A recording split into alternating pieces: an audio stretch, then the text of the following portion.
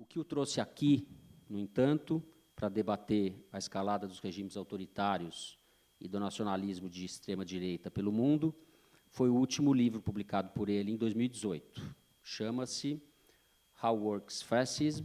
Como Funciona o Fascismo? Foi traduzido no Brasil pela editora LPM. Antes desse livro, o Jason havia publicado, em 2015, How Works Propaganda? Como Funciona a Propaganda? Que ainda está inédito no Brasil. Ele diz, inclusive, no final do último livro dele, que o livro sobre o fascismo é uma continuidade do livro anterior sobre a propaganda, mais um motivo aí para as editoras, ou a LPM, que já traduziu fazer a tradução dessa obra. Para conversar com o Jason Stanley, está aqui do meu lado o Celso Rocha de Barros. O Celso é conhecido por qualquer pessoa que acompanha o debate público brasileiro, é colunista da Folha, e embora ele não goste muito disso, doutor em Sociologia pela Universidade de Oxford. O Celso tem sido uma das vozes que vem insistindo no projeto essencialmente autoritário do governo Bolsonaro. Seus artigos, todas as segundas-feiras na Folha, vêm mostrando o processo de erosão da democracia brasileira, processo diante do qual muitos setores da sociedade estão indiferentes, a começar pelo empresariado, ou a maior parte do empresariado. Bom, feita essa apresentação sumária, eu queria começar a conversa pelo livro do Stanley, e vou ler, Stanley, se você me permite, fazer uma pergunta já apresentando um pouco, pelo menos um aspecto do seu livro. Logo na introdução você escreve, abre aspas, diversos países de todos os cantos do mundo foram acometidos por uma espécie de nacionalismo de extrema-direita. A lista inclui Rússia, Hungria, Polônia, Índia, Turquia e Estados Unidos. Abre parênteses aqui, no momento em que você escrevia, Bolsonaro ainda não tinha vencido a eleição. Mas acho que não há dúvida de que a lista hoje inclui também o Brasil. Na sequência, você diz, a tarefa de generalizar em torno desse fenômeno é sempre problemática, já que o contexto de cada país é único. Mas a generalização é necessária no momento atual. Eu escolhi o rótulo fascismo para qualquer tipo de ultranacionalismo, étnico, religioso, cultural, o que seja, no qual a nação é representada na figura de um líder autoritário que fala em seu nome. Meu interesse nesse livro, você diz, está na política fascista, sobretudo nas táticas fascistas, como mecanismo para alcançar o poder. A política fascista não conduz necessariamente a um Estado explicitamente fascista, mas é perigosa de qualquer maneira. Fecha aspas. O seu livro é muito engenhoso na maneira como ele identifica no presente essas estratégias fascistas. A divisão da população entre nós e eles, o apelo a um passado mítico, o anti-intelectualismo, a desumanização de grupos minoritários, o apego às teorias conspiratórias, a vitimização, o apelo à noção de pátria, junto com a desarticulação do Estado e das políticas de bem-estar social, etc. A palavra fascismo, ainda assim, tem um peso histórico brutal e está relacionada a um dos momentos mais tenebrosos da humanidade. Seu uso, você sabe muito bem disso, não tem nada de trivial. Então, eu queria que a gente começasse por aí. Por que falar em fascismo e quais as restrições a essa opção que você fez, que você considera mais interessantes ou válidas no debate de recepção do seu livro nos últimos meses? Obrigado. So, first of all, it's an honor to be here. Brazil is, for me, very important. Paulo Freire is an enormous, important, anti-fascist, liberatory, intellectual force. And so it's no surprise to me that the backlash to democracy, it has a strong resonance in Paulo Freire's home. One of the 20th century's most important thinkers. Portanto, Tem o Toni Morrison, certo? Um grande americano, intelectual, escritor, que deu um discurso na Universidade Howard chamado Fascismo e Racismo. E ele diz: os Estados Unidos preferem soluções fascistas para problemas nacionais. O foco dela em seu discurso não é em quem é o fascista, se essa pessoa é um fascista ou se é só um oportunista. O foco, na verdade, é nas soluções fascistas para problemas em geral e as forças fascistas, porque você pode realmente acabar se influenciando e acabar atolado nesse discurso que se alia com os fascistas ou realmente são fascistas. E é uma perda de tempo discutir tudo isso. O importante é olhar para o que são as forças fascistas, o que são as políticas fascistas. Uma vez dito isso, acho que Bolsonaro é tão fascista quanto um fascista pode ser. Ele é explicitamente antidemocrático, ele se apoia muito na ditadura militar em seus discursos, fala que é o mesmo que quer fazer, e ele é muito direto para falar sobre isso. Então, é muito importante dar nome aos bois. Acredito que esse é um movimento internacional e não é uma coincidência que todos esses líderes, de repente, tenham começado a falar sobre o marxismo cultural, sobre o politicamente correto, sobre a ideologia do gênero, sobre a agenda LGBT. A Hungria, a Rússia, Brasil, os Estados Unidos, todos fizeram isso. Tornaram os imigrantes os vilões. Portanto, eu acho importante olhar para quem está financiando essas táticas. Qual é a origem, a natureza disso? Eu acho que tem gente muito rica financiando isso tudo, e cada país tem um histórico. Como o Brasil, por exemplo, que tem um longo histórico de fascismo. Por exemplo, nos anos 30, com Salgado, o integralismo brasileiro. E vocês passaram também pela ditadura militar, onde as pessoas foram assassinadas, houve violência política, assassinatos de oponentes políticos e um grande histórico de exclusão racial que também pode ser usado pelas elites brancas para gerar pânico sobre coisas como a ação afirmativa.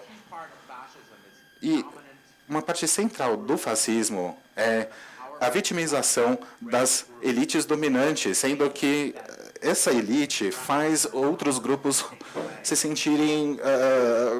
esses grupos se expressam como se outras raças, outros grupos estivessem ameaçando eles. E existe também a hierarquia racial, que é o centro do fascismo. É algo que deixa uma sociedade muito suscetível ao fascismo, isso. Celso, eu estendo a questão que eu fiz, acho que tem essa discussão a respeito Celso, I would like to extend this question to you. do uso do fascismo. O Stanley colocou a posição dele, eu queria te ouvir também, porque eu acho que você também acha que a gente não deve perder muito tempo falando se é fascismo ou não fascismo, que a questão é outra, ou a substância da questão é outra. Bom, eu acho que o debate terminológico, o importante é se funciona, certo? O importante é se você descreve bem o fenômeno que você está querendo discutir. No caso brasileiro, eu acho, como o Jason disse, eu não acho que é um debate muito profundo, porque se tiver algum desses novos líderes que seja fascista no sentido dos anos 30, é o nosso. Assim, o Bolsonaro se sentiria extremamente confortável na Europa dos anos 30. Assim, se ele aparecesse magicamente agora lá, alguém diria, dá uma abraçadeira para ele, que esse é dos nossos. Entendeu?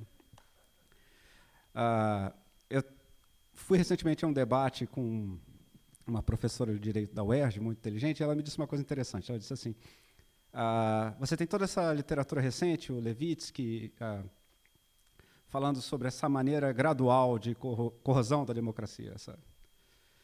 E ela se perguntava o seguinte, será que isso não é meio característico da Hungria e da Polônia, que estão na União Europeia? Então, o racismo e o fascismo precisam ser dissimulados, precisam entrar de maneira rastejante nas instituições, porque na Índia, atualmente, a coisa está bem mais aberta, né?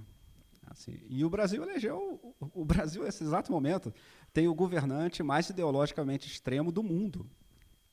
Democrático, naturalmente. E uma das coisas que eu acho muito interessante, e eu acho que os historiadores vão se divertir analisando isso daqui a algum tempo, é como isso foi processado no imaginário de um país como o Brasil, cuja autoimagem é de extrema tolerância, de cordialidade, de aceitação da diferença. E como é que, de repente, nós que estamos aqui dizendo que nós somos democracia racial, que nós somos um país baseado na conciliação, que a política brasileira é só conchavo, etc., de repente nós elegemos um fascista old school mesmo, um fascista raiz, entendeu? Um fascista que não tem muita... Essa é a grande crítica que eu jamais faria ao Bolsonaro. O Bolsonaro nunca escondeu quem ele era. Assim, o cara que se diz surpreso com o Bolsonaro, eu falo, cara, você não lia jornal? Assim, é realmente uma questão de ouvir o que ele diz. Se você prestar atenção no que ele diz, você entende o que ele faz. E eu acho notável o esforço que está sendo feito pelo establishment brasileiro, até agora, pelo menos, para fingir que não está vendo. Entendeu? Há toda uma indústria no Brasil atualmente de tratar o Bolsonaro como um idiota, como um sujeito que só fala besteira, um cara que... como se as ideias dele fossem desconexas, como se ele não tivesse uma estratégia. Isso é falso, isso é claramente falso. Se você estiver fazendo a suposição que o Bolsonaro quer governar o Brasil democraticamente, nada do que ele faz o menor sentido. Ele teria maioria no Congresso muito fácil, mas ele vive o dia inteiro brigando com o Congresso. Entendeu? O Congresso é altamente conservador, seria muito fácil para ele montar uma maioria. É exatamente o contrário da situação do PT, do governo de esquerda. E ele não faz. Ele não tem interesse nenhum nisso. Ele não gasta 5 minutos do dia dele tentando formar uma maioria no Congresso. Ele briga com a mídia brasileira o dia inteiro. A mídia brasileira é de esquerda? Não. Assim, ele faz guerra sistemática à Rede Globo. A Rede Globo é do PCO, alguma coisa? É trotskista ou coisa que vale? Entendeu? Essa Rede Globo é de esquerda? Não. Então, se você supuser que ele está querendo governar como um governante de direita normal, como os que o Brasil já teve vários, aí realmente ele é completamente maluco. Ele só faz coisas contrárias aos seus próprios interesses. Ele todo dia faz uma coisa contrária aos seus interesses. Agora, se você supuser que, na verdade, ele quer subverter a democracia brasileira, aí tudo se encaixa. Subitamente, as coisas todas se amarram numa atitude consistente de um sujeito agindo racionalmente dentro do plano dele. A coisa que eu já escrevi várias vezes na coluna, dizendo o seguinte: se você não acha que o Bolsonaro quer destruir a democracia, me apresenta outra interpretação. Entendeu? Escreve para mim, manda aqui para o jornal um artigo dizendo não é só assim que faz sentido, há essa outra interpretação dentro da qual as ações do Bolsonaro fazem sentido. Até agora não chegou nada. Entendeu? Então, eu acho que é fundamental a gente trazer o tipo de discussão que o Jason está fazendo nos Estados Unidos para a gente entender que a gente é parte desse movimento de corrosão da democracia.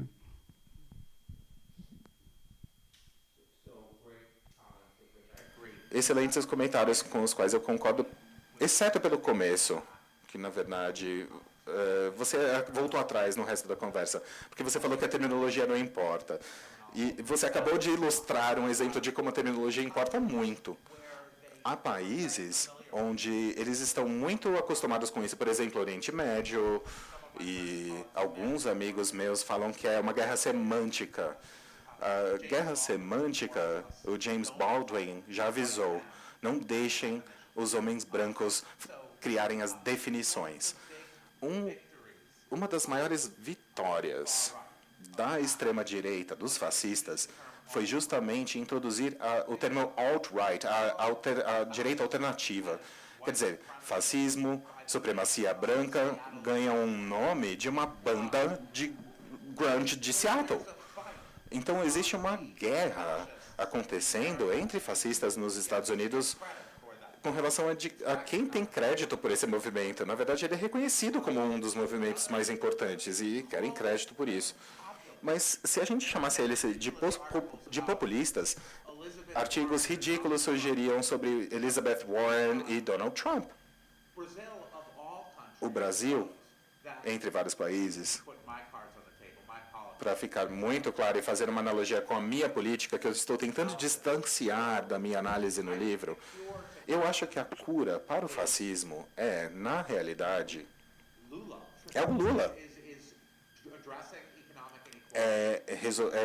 Resolver os problemas de desigualdade econômica e é claro que vocês vão se opor, alguns de vocês vão se opor. Não, pode não ser o Lula, eu não quero me colar num político específico aqui, mas a cura está nos programas sociais que promovem a igualdade social, que promovem a igualdade entre raças, entre gêneros, e programas que sejam amplos, abrangentes, que não permitam que as pessoas acabem na rua, sem teto. Mas se você chamar isso de populismo de esquerda, aí você também vai ter uma palavra esperta para uma solução para esse problema. E que não vai resolver de fato. Então, é meio complicado. É importante ter o nome certo, a etiqueta certa.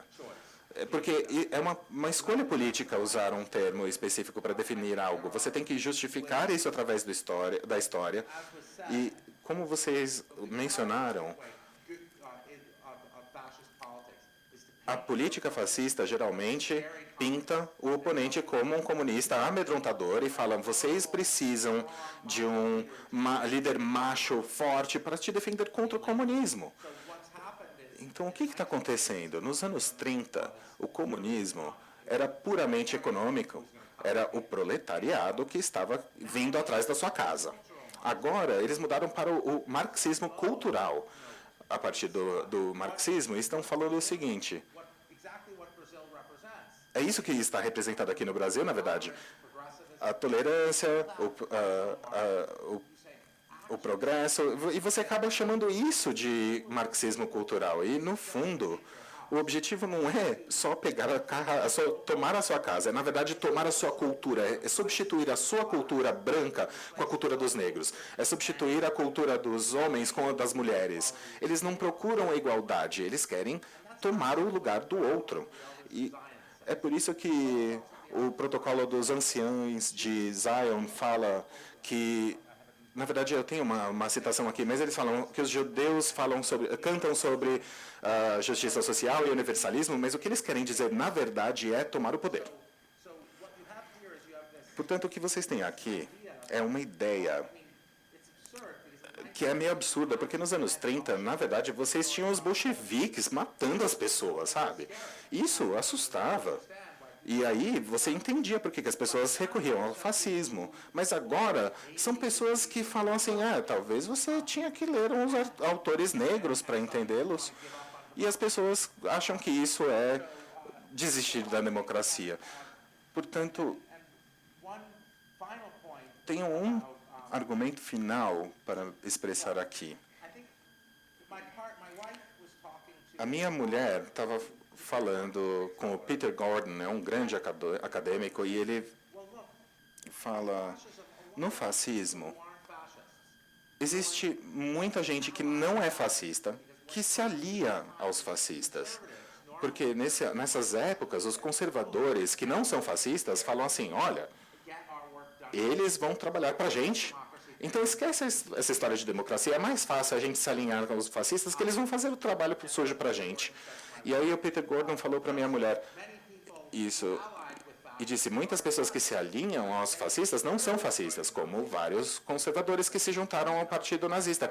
E minha mulher fala: se você está no partido nazista, você não é fascista. Então, mas eles falam: não, mas eles não são fascistas, são o meu amigo, que é só um conservador. Mas os conservadores, do ponto de vista social, muitas vezes se unem aos fascistas de uma maneira oportunista, porque é uma boa oportunidade de condenar a homossexualidade ou coisa do tipo. Portanto, a gente reluta em usar o termo fascismo porque nós vemos pessoas que não são, de fato, fascistas apoiando os fascistas. Mas é assim que sempre foi.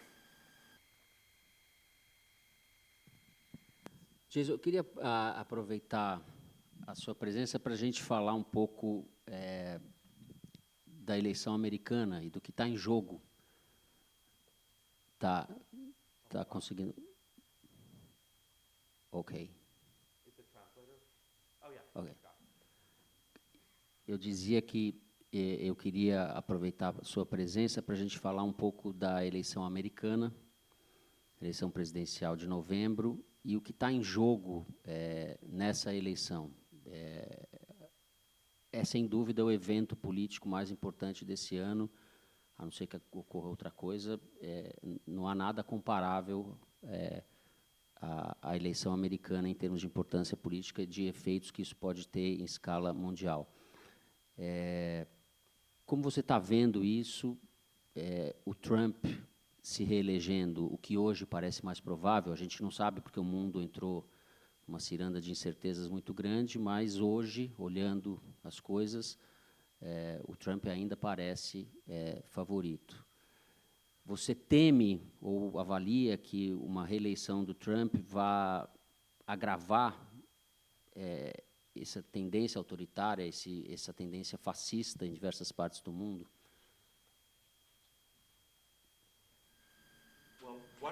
Bom, o que vocês acham?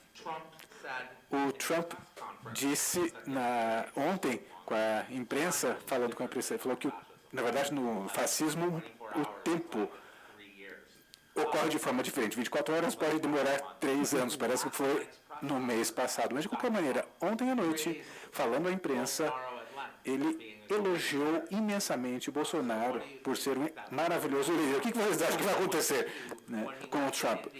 Quando ele foi para a Índia, há 10 anos, foi na semana passada, né? Enfim, no início de março, os piores programas religiosos, com o massacre dos Sikhs em Delhi, pelo menos 48 pessoas foram assassinadas, e foi o quê? Um acidente que ocorreu na visita do Trump? Ou o Trump, de alguma maneira, dava permissão às forças antidemocráticas para que elas agissem? E também Bolsonaro agora está querendo que o quê? Se acabe e extinga o Congresso? Bom, enfim, o Trump acha o Bolsonaro uma coisa maravilhosa para o Brasil. E quando a gente pensa nos Estados Unidos, que agora de forma totalmente aberta... Bom, na verdade, os Estados Unidos sempre foi muito hipócrita, né? Isso é importante ressaltar, como no work de Jones, na obra de Jones. Mas, especialmente na América Latina, dá para entender essa hipocrisia dos Estados Unidos. Fica muito claro aqui a sua hipocrisia com relação à democracia. Não preciso explicar isso para vocês. Vamos deixar o Henry Kissinger fazê-lo. Enfim, pelo menos nos Estados Unidos, a gente pode dizer, bom, vocês dizem que estão realmente disseminando a democracia, mas, na verdade, não estão assassinando pessoas e colocando ditadores no seu lugar. Mas quando um líder dos Estados Unidos agora, de forma aberta, adota tudo isso, aí temos uma diferença, porque a gente deve, ao menos, fingir. Seria essa a ideia. Assim, para a América Latina, uma das questões... Primeiro, claro, nos anos 80, a situação estava terrível para a América Latina com relação aos Estados Unidos. Será que vai piorar? Será que vai haver assassinatos em massa? Ou será que a gente vai ser... Será que ele vai ser como no Chile? Eu vejo um desastre para a democracia em todo o mundo. E se a gente retomar um ponto anterior que foi discutido, todos esses líderes tentam estruturar um sistema no qual a minoria vai dominar. E nos Estados Unidos, como? Levando ao medo, né? O medo de um futuro onde haja uma maioria não branca no poder. Eles geram esse medo. A ideia é implementar um sistema no qual a minoria possa dominar de forma perpétua. É a mesma coisa que o Bolsonaro está tentando fazer, como você disse. Esse sistema, ele reflete o medo de que os jovens sejam mais à esquerda, que eles queiram mais a igualdade econômica, e que haja ameaça às grandes fortunas, às empresas petrolíferas e também a forma vai, de alguma maneira, ameaçar a maneira como as empresas ganham dinheiro. Então, eles querem mudar o sistema para mudar esse sistema, como, por exemplo, no sistema judiciário na Polônia, na Hungria e agora nos Estados Unidos. Ou seja, se apenas 60% das pessoas, não vai ser tão importante se vão votar ou não vão votar. Por quê? Uma das forças que está por trás de tudo isso, conforme Nancy MacLean disse no seu livro Democracia e Mudança, Democracy and Change, é o seguinte, ela disse que é isso o que os irmãos Koch fizeram durante décadas. E eles financiaram todo um movimento de restringir o poder da democracia. É o que consegue se fazer com o voto popular. Existe um limite para o voto popular. Eu vejo a reeleição de Trump como algo que vai levar a essa situação, né? Vai possibilitar essa situação em todo o mundo. A minha única esperança, considerando o que o meu país fez para a América Latina, é que talvez ele não consiga fazer o que ocorreu na época de Ronald Reagan. Talvez ele seja mais isolacionista, mas não tenho tanta certeza. Acho que ele vai realmente querer apoiar líderes como ele. Celso? Bom, esse último ponto do Jason é muito interessante. A gente talvez possa ter alguma esperança no isolacionismo, né, nessa tradição, que é uma tradição de pensamento conservador americano, que é o isolacionismo. O Trump já teve pelo menos alguns momentos em que ele pareceu aderir a isso. Isso poderia ser uma vantagem. E a gente tem que dizer uma coisa, o Trump apoia o Bolsonaro, fala bem do Bolsonaro o tempo todo, mas ele não faz concessões ao Bolsonaro. O Brasil está fazendo concessões aos Estados Unidos de graça, atualmente. Assim, se você pegar, por exemplo, os Estados Unidos durante as ditaduras aqui do Cone Sul, eles faziam uma diplomacia ativa de apoio a esses regimes, né? Eles ofereciam vantagens aos países que fizessem ditaduras de direita. O Trump não está oferecendo nada disso. Assim, o Trump não está oferecendo uma grande ajuda militar, um mega projeto de investimento no Brasil, enfim.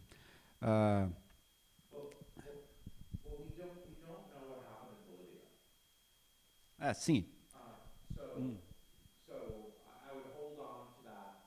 But I do think it's correct and important to think about. So the United States, our America First movement, it was an isolationist project. It was led by Charles Lindbergh, who was going to be the Nazis we know regarded him as a potential dictator. So it's not just conservative thought, it's also quasi-fascist thought in the United States. But it is true that there are more dangerous fascists down the road. So there are people, U.S. senators, who are very able, very competent. Tom Cotton comes to mind. I don't want to call him a fascist. I'm sure he's a nice guy. But he is very into the military aspect and very into Bastante tendência militar. Ele gosta muito da ideia da guerra e da dominação. E ele tem muito mais competência do que o próprio Trump. Mas, claro, que o Trump não deve ser subestimado, pelo mesmo motivo que o Bolsonaro não deve ser subestimado. Por um diz que o Trump é um palhaço, não.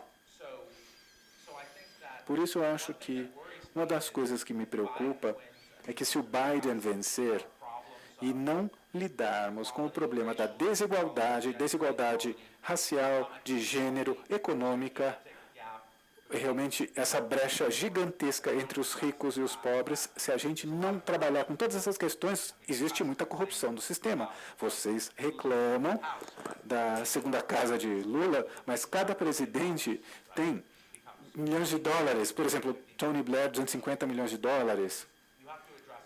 Temos que lidar com essa questão também.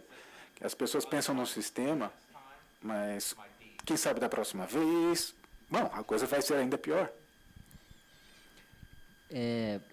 Ouvindo aqui vocês So, by falarem, listening e to- retomando um pouco a fala do Celso, a respeito da maneira como o Trump despreza, no fundo, os interesses e as demandas brasileiras, me vem à cabeça o fato de que o Brasil se tornou um dos párias da comunidade internacional. Nós somos hoje um dos párias aí do clube no Concerto das Nações, fazemos parte desse clube dos infames, vamos dizer assim, né?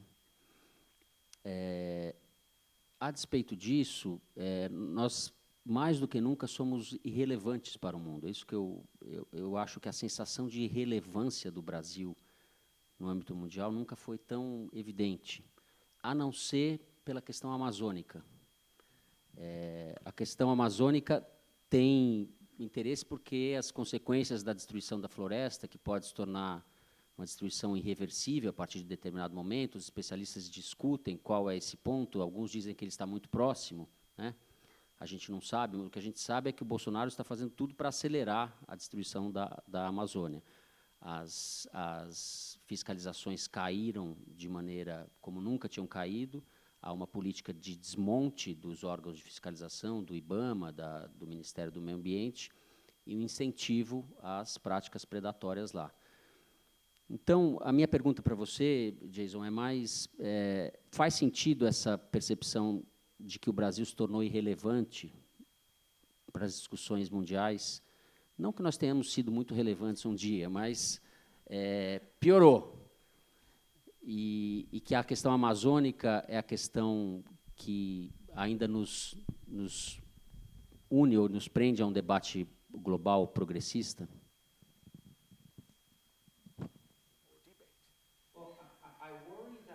A minha preocupação é que a sua pergunta tenha uma questão nacionalista que fica por trás dela, embora você queira criticar o nacionalismo. O que eu estou tentando entender, por que o Wall Street Journal fala com tanto entusiasmo sobre o Bolsonaro? E por que o nosso presidente, o presidente Trump, quando fala com a imprensa, ele fala das empresas, das preocupações econômicas das empresas? Temos que pensar sempre nas empresas multinacionais. Temos, por exemplo, um grande escritor, o Shaw, ela sempre me pergunta depois de cada debate, e o dinheiro? Essa é a pergunta realmente importante. Se a gente pensar no Brasil, claro que é a empresa onde os gigantes do agribusiness, da indústria farmacêutica, petróleo, Google, Facebook, enfim, todas essas grandes empresas. E o que nós precisamos fazer? Esse movimento de promover os movimentos nacionais poderosos em cada país acaba enfraquecendo cada país. Por quê? Se tivéssemos países fazendo acordos regulatórios internacionais, poderia haver acordos sobre o meio ambiente, sobre a questão trabalhista, mas se a gente atacar a ideia da cooperação internacional, quem vai se beneficiar? As gigantes multinacionais. E os nossos países se tornam cada vez menos relevantes. O Brasil sempre foi relevante na luta pela libertação mundial. Por exemplo, Paulo Freire, né? Já falei, vocês têm essa história fantástica, intelectual, inclusive. E são a quarta maior democracia do mundo, mas 3 dessas democracias atualmente estão sendo dirigidas, governadas por nacionalistas de direita. Cada um desses líderes, por exemplo, a economia da Índia diminuiu. Por quê? Modi acabou ganhando cada vez mais poder. Por quê? Como que funciona a sua política cultural? Não é pela economia, e sim criando medo dos grupos minoritários, os muçulmanos, no caso dele. Finalmente temos um líder que vai garantir que a gente vai ter a igualdade, que vai definir o nosso país como branco e cristão, por exemplo, ou no caso dele, hindu, ou no caso de Israel, da extrema-direita de Israel, um Estado realmente judeu. A gente deve pensar, primeiro, na origem do dinheiro. O mundo tem mudado. E as crises que a gente enfrenta são internacionais, as crises do meio ambiente, agora o coronavírus e a epidemia internacional. E os obstáculos também são internacionais. Por exemplo, as empresas petrolíferas, as farmacêuticas, né, as empresas de tecnologia, que acabam passando por todas as leis de financiamento de campanha política, chegando a todos os movimentos, por exemplo, o que levou ao impeachment da Dilma, as empresas de tecnologia, eles ganham dinheiro com isso. São movimentos internacionais. E se a gente enfocar apenas nos países, a gente acaba perdendo um pouco esse bonde.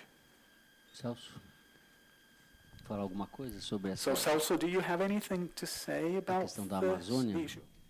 Bom, a questão ambiental é de longe onde o Bolsonaro pode causar o dano mais irreversível, né? Tem um monte de coisa que, se o Bolsonaro estragar, a gente consegue consertar vencendo a eleição de 2022. A Amazônia, não. Agora, é importante a gente entender que isso não é só pelo fato de que ele é apoiado por empresas que têm interesse na exploração da Amazônia. Eu acho, inclusive, que o agronegócio brasileiro como um todo não tem interesse nisso. Assim, eles querem selo verde para vender para a comunidade europeia, enfim, não é é óbvio que os fazendeiros ali daquela região estão ganhando dinheiro com isso, e isso é indiscutível. Mas a ministra da Agricultura, por exemplo, que é indicada pelo lobby do agronegócio, tem atuado até como uma força de moderação na política ambiental brasileira. É uma piada O que é quase, mas é incrível. verdade. É incrível. A ministra da Agricultura, que representa o agro, Tem sido uma voz de é moderação. moderada em relação ao presidente. Vou mudar a minha análise um pouco, então. Sim, os fazendeiros estão ganhando dinheiro. Bom, como eu já mostrei no meu livro também, a base social para o fascismo é a retórica, né? Sempre os fazendeiros, o Trump, por exemplo, utiliza sempre esse termo, né? Os fazendeiros, os produtores rurais, e também no nazismo, eles tinham um lugar especial no movimento fascista. E eu discuto isso no capítulo 9, chamado Sodoma e Gomorra. Mas quando a gente pensa na base social inicial, a retórica, as ideias, as pessoas verdadeiras, as pessoas reais, aqueles que realmente trabalham, são os fazendeiros, aqueles que trabalham a terra. Se a gente pensa no que Trump fez, ele, na sua guerra comercial, ele foi brutal com relação aos produtores rurais. Mas ele gastou aqui 20 bilhões de dólares, para que eles tenham esse alívio financeiro da guerra comercial. Claro, com toda a questão da mudança climática e da guerra comercial, mas ele tem todo um programa de bem-estar, um programa previdenciário para os produtores rurais. Mas não dá para vencer a eleição só com eles, ou seja, isso mostra sempre essa ideia desses trabalhadores que trabalham a terra, tem essa ideia, algo semelhante está acontecendo aqui, de pessoas também que formam talvez a base social. Se você olhar para o mapa eleitoral do Brasil, as áreas de agronegócio são onde o Bolsonaro teve as votações mais avassaladoras.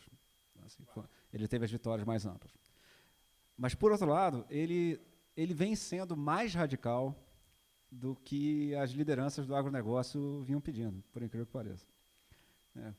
Então, ele tem, por exemplo, esses fazendeiros da Amazônia, que derrubam as florestas, enfim, eles são um setor relativamente atrasado do agronegócio brasileiro. Aquele agronegócio da soja, ultraexportador, etc., eles têm vários segmentos que dependem de comércio com a União Europeia, por exemplo, e precisam de certificação ecológica, por exemplo, precisam do selo verde, da coisa. Então, nesse exato momento, embora você tem toda a razão, ele tem uma base rural muito forte. Se você for para o Brasil rural, a chance de você achar um não bolsonarista é pequena. Mas, no momento, ele vem sendo mais radical do que a sua base rural, por incrível que pareça. Porque Parece que é uma questão nihilista, é um culto à morte nihilista, praticamente, né? As atividades que ele estimula e nas quais ele está empenhado são eminentemente predatórias.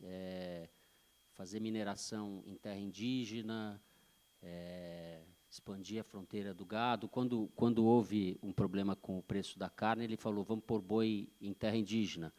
É uma infâmia, né, uma ignorância, mas ele falou isso e uma parte da plateia, dos seguidores dele, leva isso a sério. Então, ele está realmente à direita, digamos assim, ou um ponto de vista da destruição em relação ao próprio agronegócio, o que é um pouco escandaloso. É um pouco escandaloso. Eu queria, Stanley, voltar ao seu livro. Eu tenho duas perguntas maiores aqui sobre o livro. Você, fazendo um parênteses, você comentou esse capítulo 9, que é um dos capítulos que eu gosto, mostrando como o ideal nazista está ancorado numa espécie de passado idílico e de comunidade rural, e como essa mentalidade provinciana estava presente, e romântica, né, de uma Alemanha idílica, etc., estava presente, muito presente, nos textos do Hitler, inclusive. O Hitler, no Mein Kampf, no segundo no capítulo que você descreve, quando ele vai para Viena, ele fica horrorizado com a mistura de raças, com o cosmopolitismo, com a cidade funcionando, com aquela mistura da civilização, né? Ele faz críticas muito pesadas a esse aspecto cosmopolita de Viena da época. Mas, no final do seu livro, tem uma passagem que eu acho muito bonita. Eu vou fazer um pequeno spoiler, mas eu recomendo que vocês leiam ainda assim o livro, comprem, porque vale muito a pena. Você fala no final do livro da tendência das populações de normalizar o que antes era inconcebível. Fenômeno esse que aqueles que viveram as transições da democracia para o fascismo frequentemente enfatizam. E daí você diz que esse é o tema central do livro de memórias da sua avó, Ilse Stanley, livro que se chama The Unforgotten.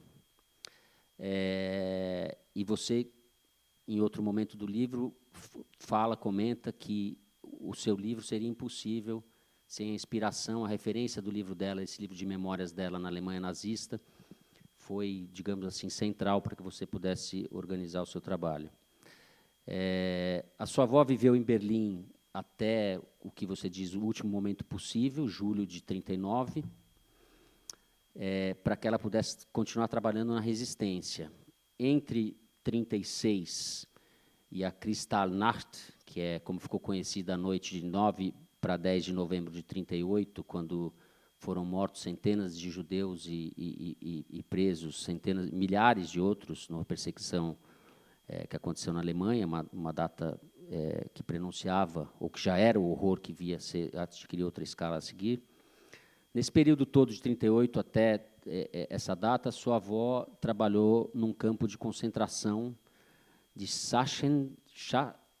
Sachsenhausen, como a gente fala em alemão. E ela fazia um trabalho de assistente social como se fosse uma nazista, misturada para salvar a vida de judeus ali confinados. E no livro ela relata a disparidade entre os extremos que ela testemunhava e a negação da gravidade da situação, a sua normalização, em outras palavras, por parte da comunidade judaica em Berlim. Eu queria citar um trecho, porque eu acho muito bacana, significativo. Espera só um minuto. Deixa eu achar aqui, página 180.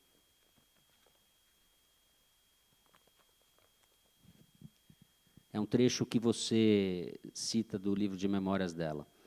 Um campo de concentração, para aqueles do lado de fora, era uma espécie de campo de trabalho. Havia boatos sussurrados de pessoas sendo espancadas, até mesmo mortas. Mas não havia uma verdadeira compreensão da trágica realidade. Ainda tínhamos permissão para sair do país, ainda podíamos morar em nossas casas, ainda podíamos rezar em nossos templos. Nós estávamos num gueto, mas a maioria do nosso povo ainda estava viva. Para o judeu comum, isso parecia suficiente. Ele não percebia que estávamos todos esperando pelo fim. O ano era 1937. Eu acho que isso tem uma força extraordinária. É um momento... Enfim, é um relato aqui que eu quis fazer para mostrar como o seu livro, além de ser um livro de um intelectual, é um livro que tem um lastro biográfico muito forte. Eu queria que você comentasse um pouco a importância da sua avó e do trabalho que ela deixou. O livro dela, pelo que eu saiba, não foi traduzido ainda no Brasil. E fica a dica, então, para os editores também. Sim, eu gostaria de trazer o livro da minha avó.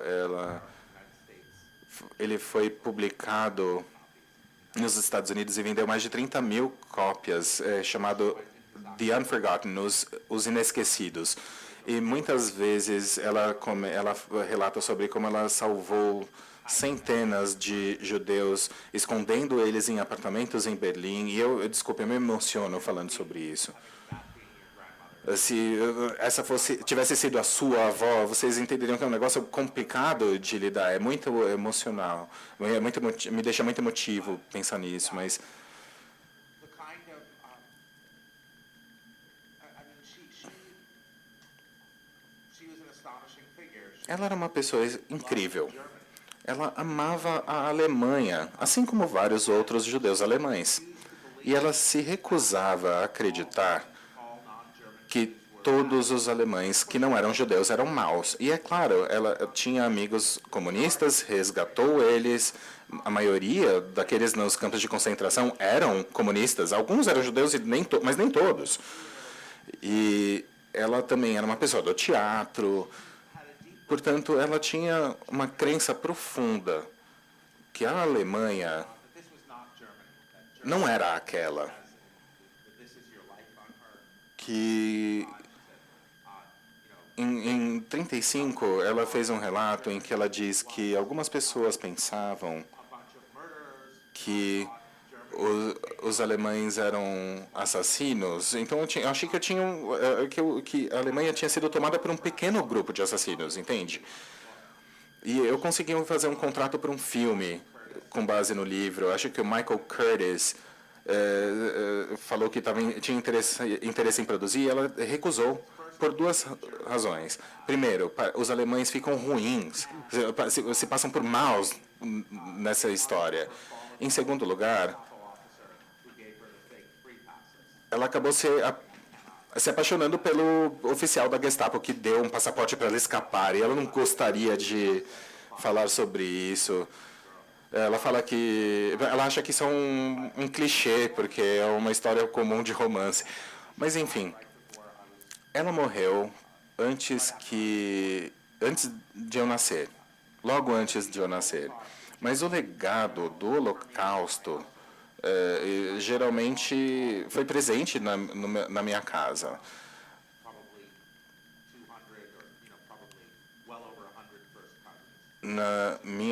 A minha família era enorme, era uma família de 200 pessoas e só 2 sobreviveram e levaram o legado da família para os Estados Unidos, mas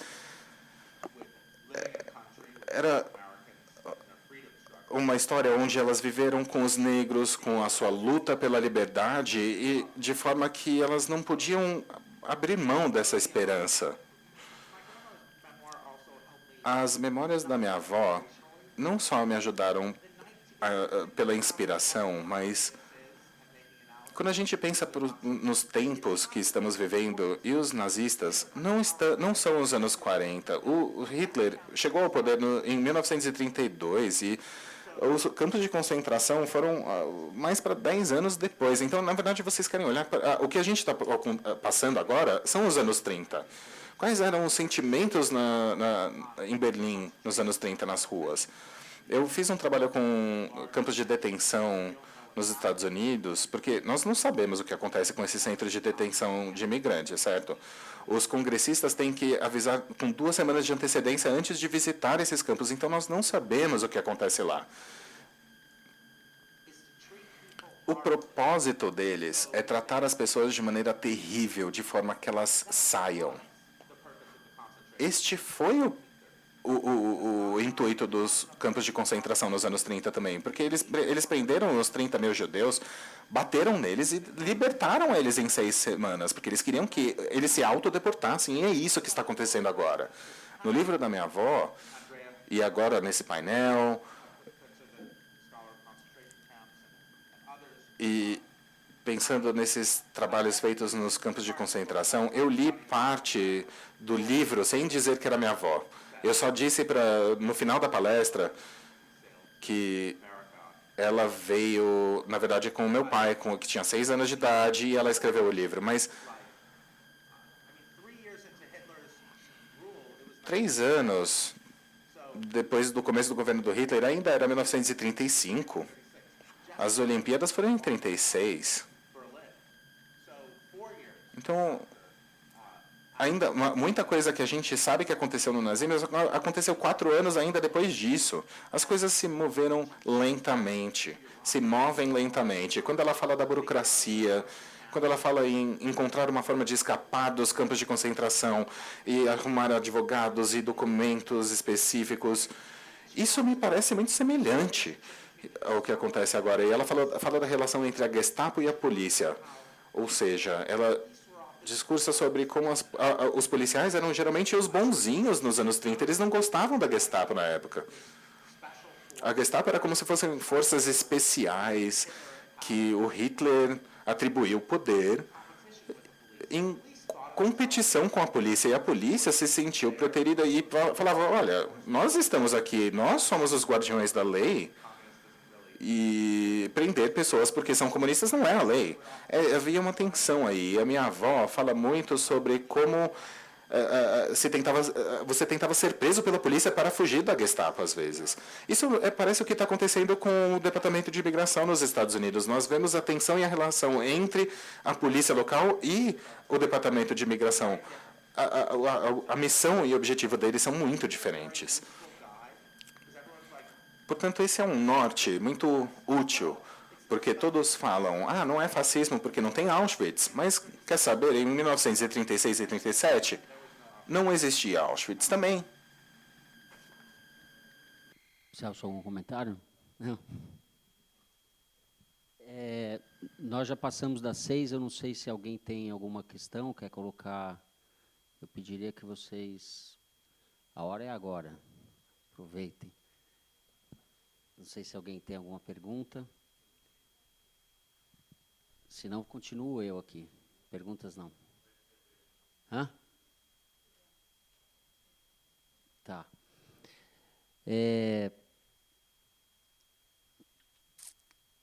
Sobre isso, que pegando o gancho do final da sua fala, que meados da década de 30 ainda não havia campos de concentração,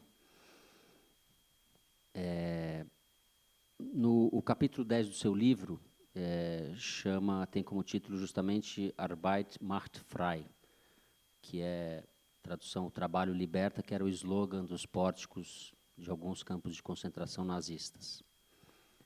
Você escreve, a certa altura, na ideologia nazista, os judeus eram criminosos, preguiçosos e corruptos, que passavam o tempo todo planejando roubar o dinheiro dos arianos trabalhadores. Eles eram os parasitas do Estado, pessoas que colhem o que não semearam.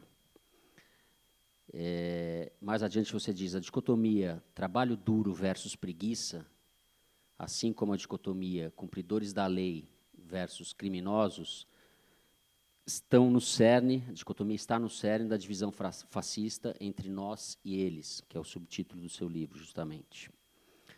E daí você continua, o mais aterrador nessas divisões retóricas é que os movimentos fascistas tentam transformar os mitos sobre eles em realidade por meio de políticas sociais ou pela desarticulação delas. Quando eu li isso, eu fiquei, infelizmente, isso soa muito familiar a um brasileiro. Porque a gente reconhece, nessas situações que você descreve e nessa reflexão, a política do Bolsonaro, ou a atitude do governo Bolsonaro em relação aos gays, aos índios, ao movimento feminista, às mulheres em geral, às ONGs, aos petistas, à esquerda em geral, entendendo a esquerda como tudo que não sejam eles. Então, eu acho que esse tipo de reflexão é impressionantemente próximo do que a gente vive hoje no Brasil, infelizmente. Não sei se o Celso concorda. With me. Sim, quando eu escrevi o livro, eu não sabia nada a respeito do Bolsonaro. Escrevi o livro em 2017, Ele foi publicado em setembro de 2018. Foi publicado em 12 idiomas, 12 países, mas o Brasil correu para imprimir esse livro em 3 semanas. E eu comecei a receber esses pedidos de entrevista sobre essa pessoa que eu não conhecia, porque eles viram o meu livro e acham que a campanha política dele se vale de muitas coisas que eu discuto. Então, essa ideologia, Arbeit macht frei, que o trabalho liberta, era o lema de Auschwitz. Eles falavam que os judeus eram preguiçosos, que eles sobreviviam às custas dos outros, que eles queriam controlar o governo para que o governo desse dinheiro para eles, que eles usassem para seus interesses. E era preciso forçá-los para trabalhar, para que aprendessem a ética do trabalho. E o capítulo, na verdade, fala sobre o que os americanos querem dizer quando eles falam que os negros são preguiçosos, porque é a mesma coisa que os nazistas falavam sobre os judeus. O livro do Hitler é chamado Minha Luta, porque luta é aquilo que te dá valor na ideologia nazista também. Portanto, a ideia do fascismo em alguns grupos é de que, principalmente os brancos, os arianos, por exemplo, lutaram no passado e que os ganhos, os benefícios de sua luta serão removidos deles, serão tirados deles e dados para os preguiçosos. E essa é uma política, como vocês podem ver, que é aplicada em vários países atualmente. Uma vez eu dei um discurso em Berlim, por exemplo, para uma grande plateia em 2018, e todos acham que a Alemanha tem muita educação sobre o Holocausto, e eu quis expressar com ênfase que o fato dos alemães se separarem de outras pessoas, como, por exemplo, os gregos, os alemães falam que os gregos são preguiçosos. Isso quer dizer que a educação sobre o Holocausto deles não funcionou. Quer falar? Tem duas perguntas aqui. Tem uma com uma letrinha bem We have two bonitinha, questions. só que One with miúda, não sei very se vou entender. great and Aí põe. Quando pensamos nos movimentos fascistas do início do século XX, a dominação dos principais meios de comunicação da época foi um dos caminhos para que aqueles regimes se tornassem tão fortes.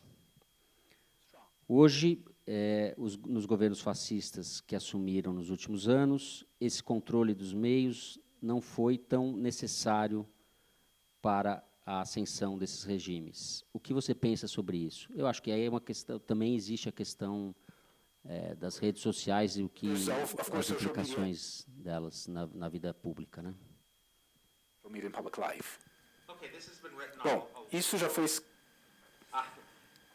has been written Isso já foi a lot. I talk about it in my escrito, book at eu também falo no meu livro bastante sobre essa questão, uma questão excelente.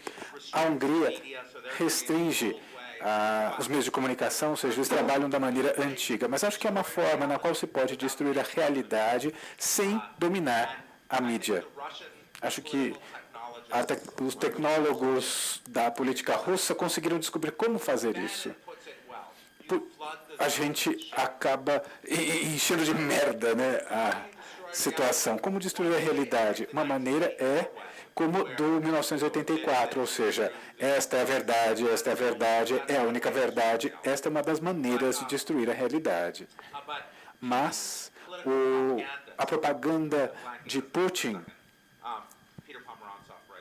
desculpem, eu só me confundi aqui, mas enfim, a principal propaganda política de Putin é a ideia de, em lugar de simplesmente proibir a ação da mídia, vamos misturar as notícias verdadeiras com as coisas sem sentido.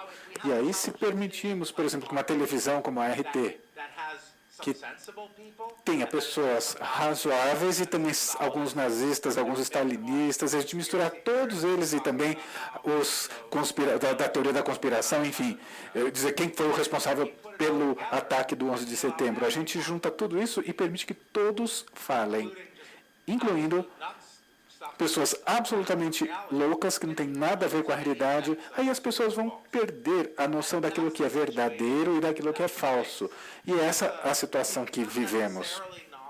Não é algo necessariamente novo, porque os nazistas também no início, quando buscavam o poder político, eles também levaram ao limite a ideia da liberdade de expressão, né? Ou seja, a gente deve sim falar tudo que a gente quiser, temos esse direito, mas a gente pode também destruir o sentido de realidade das pessoas, misturando todo tipo de besteira nas notícias verdadeiras, inclusive nas falas com a imprensa. Isso diferente do modelo de Eu 1984. gostaria de comentar que um aspecto interessante do caso do Brasil é que a gente fica lendo sobre o risco que o Bolsonaro traz à democracia, mas no caso da mídia não é risco, é um processo já em curso que passa pelo redirecionamento de verbas publicitárias do governo para canais de TV e meios de comunicação que são pró-Bolsonaro. Ninguém nunca havia feito isso. O governo de esquerda, por exemplo, apanhou da mídia conservadora durante anos, mas não mexeu na regra que dizia que a publicidade seria alocada conforme a audiência. Isso já está em curso. O Bolsonaro fala abertamente que aconselha empresários a não anunciar na Folha de São Paulo, por exemplo, ou na Rede Globo, que são os meios de comunicação em que ele bate mais. Então, isso já está em curso. Isso é uma ofensiva autoritária que já está acontecendo. Não é um debate teórico sobre o que pode ou não acontecer. Mas, além dessa metodologia old school, também há muito disso que o Jason disse, e eu gostaria só de lembrar os últimos 4 dias. O Bolsonaro disse que a eleição que ele ganhou foi fraudada. Sim. Os bolsonaristas estão dizendo na internet que o coronavírus é uma conspiração de esquerda. Quinta-feira estreou na Rede Globo um documentário sobre a Marielle Franco, que hoje nós perguntamos de novo quem matou a Marielle. Pois bem, se você escrevesse sobre isso numa rede social, apareceria um bolsonarista para te dizer que os milicianos que mataram a Marielle são de esquerda. E não é só que isso são teorias de conspiração. São teorias da conspiração completamente desconectadas de qualquer coisa. Não é, por exemplo, há alguns anos atrás morreu num desastre aéreo um juiz da Suprema Corte brasileira que investigava corrupção. Ao que parece, foi um acidente. Agora, se você quiser fazer uma teoria de conspiração com isso, tem alguma plausibilidade. Enfim. As teorias da conspiração do Bolsonaro não têm qualquer contato com a realidade. Não é uma distorção de uma suspeita que, em tese, uma pessoa razoável poderia ter. E não tem problema, eles soltam 10 dessa por dia, a gente perde um tempo miserável refutando isso. As agências de fact-checking brasileira, por exemplo, estão completamente sobrecarregadas, eles não sabem o que fazer mais com o Bolsonaro. É completamente... Você pode perguntar para qualquer pessoa que trabalhe com isso, o volume de coisas para ser checadas superou completamente o que eles podem fazer, o manpower deles, o dinheiro que eles têm, enfim. Então, é exatamente isso que o Jason falou. Eles, basicamente, inutilizam o nosso discurso público, a nossa discussão pública. Entendeu? A gente passa tempo discutindo o Olavo de Carvalho, entendeu? Um sujeito que já disse que não tem certeza se a Terra é redonda. Né? Então, enfim... eu acho que o Brasil é um caso particularmente agudo desse problema. Sim. Tem 2 perguntas aqui. Eu gostaria só de dizer algo sobre... Bom, as pessoas dizem que, tudo bem, os governos sempre mentem. Isso é verdade, mas a mentira dos fascistas é muito diferente. Não é só uma tentativa de convencer as pessoas. Em 2003, o governo Bush tentou convencer-nos, nos enganando, que havia armas de destruição em massa no Iraque. O Bolsonaro não tenta convencer ninguém, nem Putin não tenta convencer ninguém de nada. O Trump também não. O que eles estão dizendo? Eles estão dizendo coisas malucas para dominar a mídia, para manter o espetáculo em andamento, né? E as pessoas que os apoiam amam isso. Perfeito. Você cita a esse respeito um trecho da Hannah Arendt, como a mentira fascista tem uma especificidade, que é uma passagem muito boa também. Tem 2 questões aqui, uma curta, não vou dizer curta e grossa, mas curta, como lutar contra o fascismo hoje? E a outra, que talvez seja mais para o Celso, mas eu peço para os dois responderem. Qual o caminho para combater o fascismo no Brasil? Daí coloca um líder de extrema esquerda, já que a política foi para os extremos, ou uma coalizão do campo democrático, incluindo PT, PSDB, por exemplo. Essa é a... Eu já sei que o Celso vai defender uma coalizão dos democratas, já que está tão difícil que os democratas saiam da toca, né, Celso? É. Enfim, acho que não tem resposta, mas eu queria que vocês comentassem. É uma questão que vale pros... Bom, eu poderia ficar falando sem parar sobre a dificuldade que existe em combater o fascismo, mas eu vou tentar lidar com a questão, respondê-la. Primeiro, a gente pode mudar o assunto, ou seja, se querem falar da guerra cultural, se querem colocar a guerra cultural no centro, dizendo, olha, os negros estão chegando, as mulheres estão chegando, os gays estão chegando, os imigrantes vão dominar, os valores tradicionais estão em perigo, eles querem fazer esse tipo de discussão, e eu não sei se dá para vencer se a gente muda isso, se a gente... Por exemplo, a maioria das pessoas em idade de votação forem do grupo dominante, talvez a gente consiga, mas talvez não seja sábio do ponto de vista político. Talvez seja melhor mudar de assunto. E é por isso que o The Voice e o movimento Black Reconstruction, que eu tento trabalhar o máximo possível, eles realmente querem a política trabalhista. O The Voice e o Black Reconstruction, eles dizem a mesma coisa basicamente, eles fazem, bom, primeiro o The Voice, vocês vão ter que ter pobres, brancos e pobres negros, que eles se unam. A única maneira que a gente consegue essa união é com o trabalho,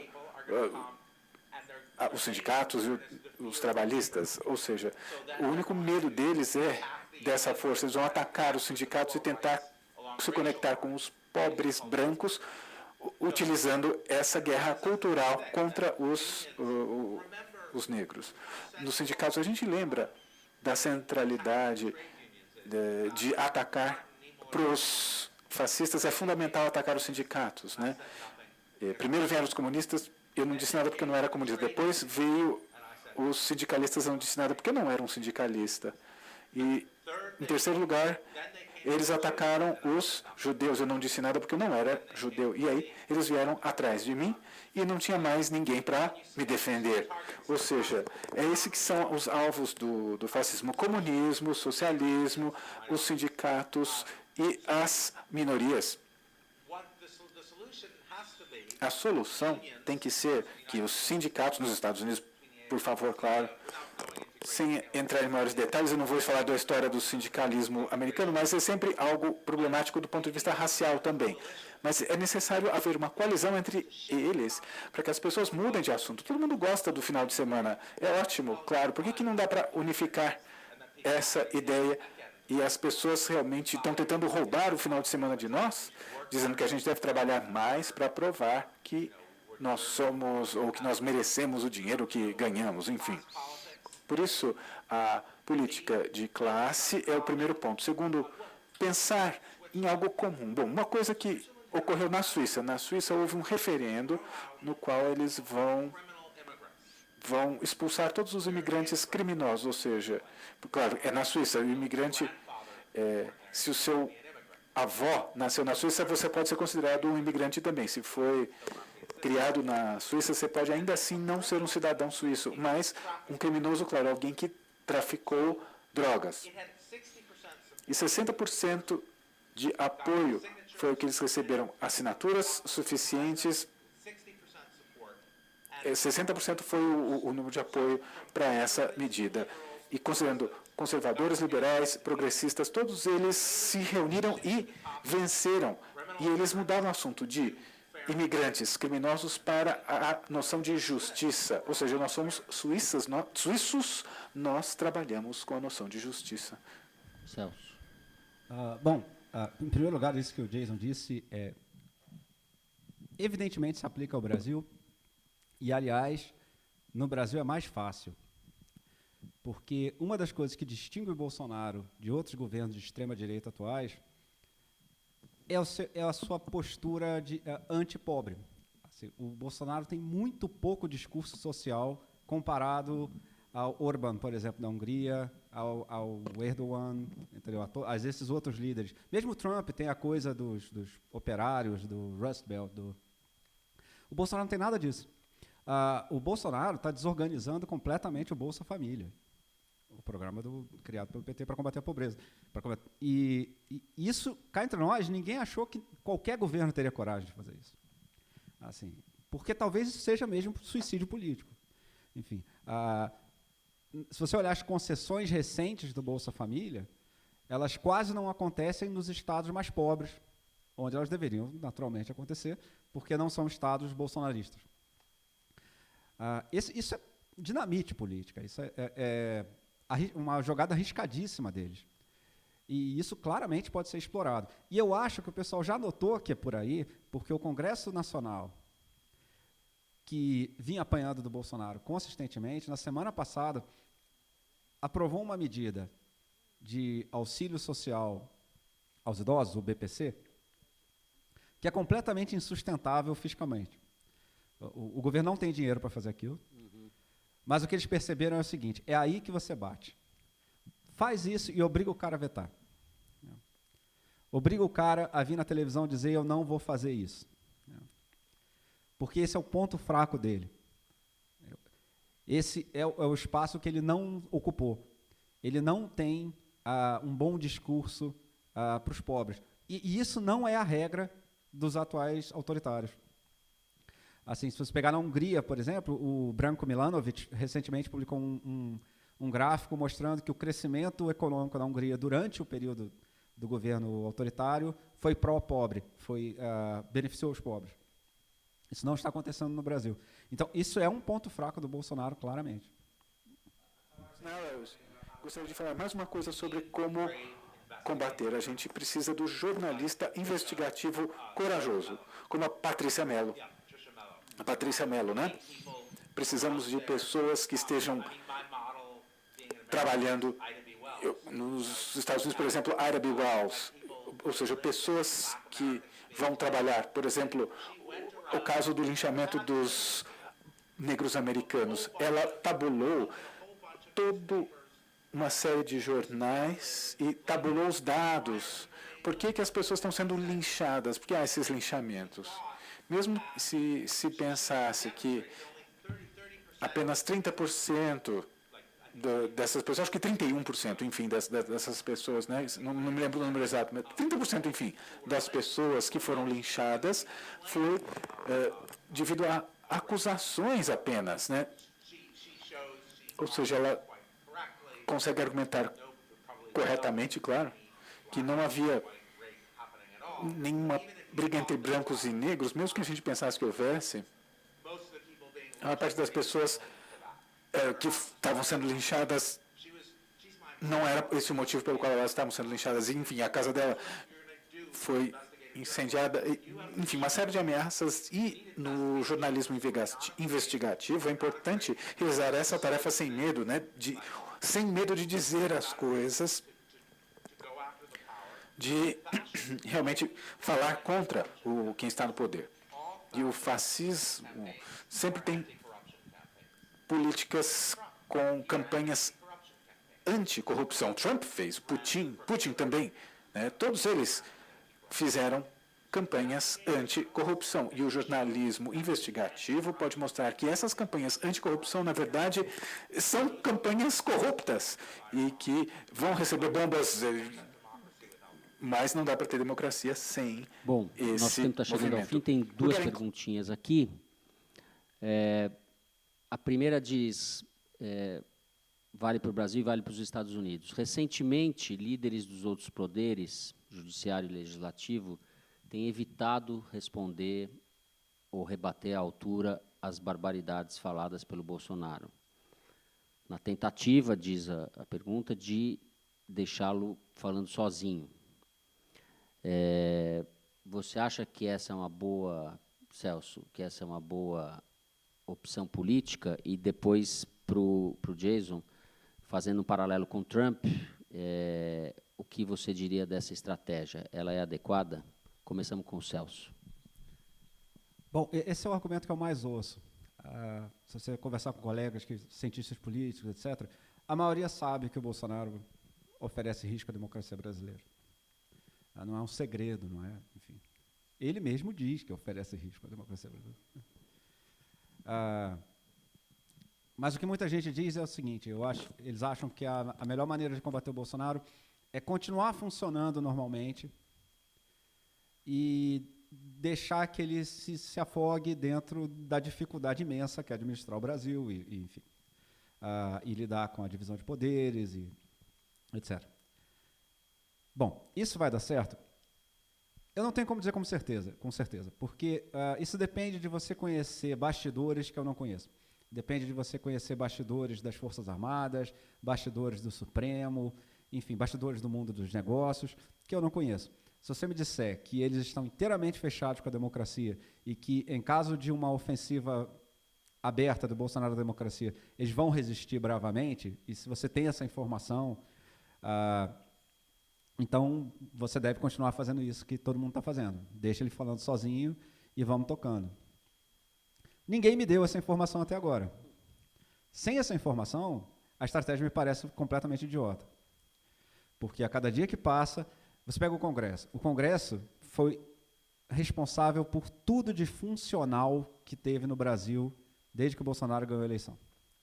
As reformas que o Bolsonaro diz que ele fez, quem fez foi Rodrigo Maia, presidente do Congresso. Diversas políticas de interesse nacional mesmo, a reforma do saneamento, enfim, foram tocadas e geradas pelo Congresso. A reforma tributária, que todo o setor empresarial concorda que é a mais importante que o Brasil precisa fazer, e que, surpreendentemente, já tem um esboço razoável no Congresso de uma coisa que poderia passar, o Bolsonaro se recusa a aprovar aquilo, o Congresso aprovaria, se isso fosse proposto.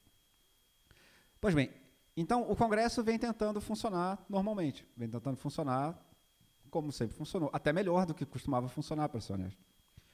Mas isso está funcionando? Quer dizer, amanhã, se não fosse pela epidemia, haveria uma passeata convocada pelo presidente da República, utilizando os canais oficiais da presidência da República, contra as instituições democráticas. Faz poucos dias que o Congresso fez um acordo com ele sobre orçamento altamente favorável à presidência da República.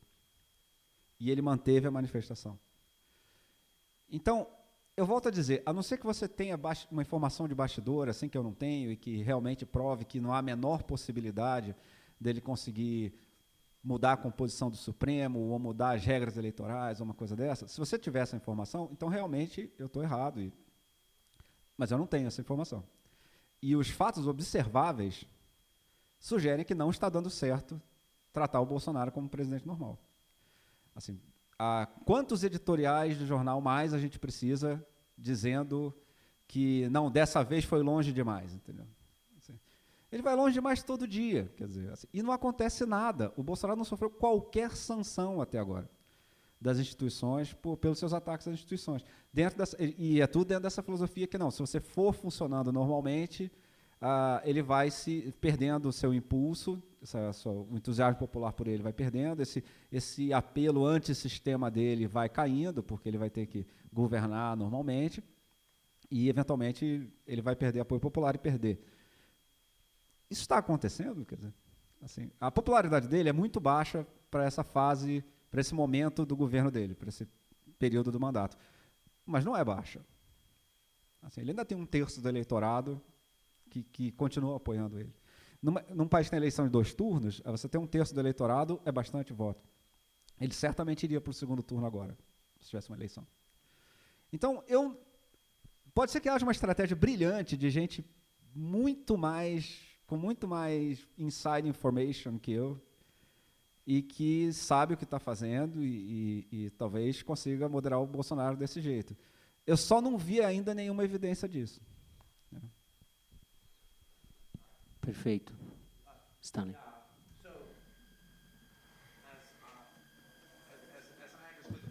Se eu entendi bem a questão Bom, na verdade, deixa eu falar uma coisa diferente sobre os Estados Unidos e Brasil. É uma conversa que eu tive com a Nicole Hannah-Jones. Mas o Bolsonaro é abertamente antidemocrático. Ele fala abertamente, vamos acabar com o Congresso e trazer de volta a ditadura militar. Os Estados Unidos têm um longo histórico de ideal hipócrita. Assim como a Hannah Jones fala corretamente, que são os americanos negros que, na verdade, fizeram os Estados Unidos serem menos hipócritas e falam, olha, esses são os nossos ideais, não vamos contra, mas no fundo, a democracia não funciona. E aí você tem toda uma geração de brasileiros mais velhos que lembram da ditadura militar. Eles se lembram desse período com nostalgia, porque havia menos problemas, não havia ação afirmativa, não tinha tantos gays, enfim. Eles têm essa nostalgia e no Brasil há muitas pessoas que podem falar isso abertamente. Essa é uma grande diferença. O Trump vai ter que continuar fingindo que o que quer que ele faça continua sendo democrático, e essa é a grande diferença.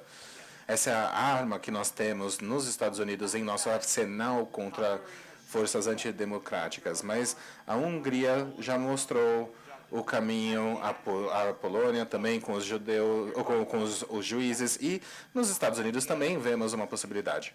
Na Yale, é claro, uma instituição que aprecia o Estado de Direito, e etc. Mas a Polônia demitiu todos os juízes, mandou eles para aposentadoria. Nos Estados Unidos, o Mitch McConnell, de forma nunca mais vista, pediu para o Obama trabalhar com o Supremo, e isso deu certo, mas isso significa que tudo é possível? Na verdade, eu não sei. Bom, infelizmente nós chegamos ao final, já estouramos o tempo e tem uma mesa depois, a gente não vai, acho que ficaram 2 ou 3 perguntas fora, eu peço desculpa, mas queria agradecer muito ao Jason Stanley, agradecer muito ao Celso Rocha de Barros, o Paulo, a organização, o pessoal da Serrote, o pessoal do IMS e, sobretudo, a presença de vocês. Muito obrigado.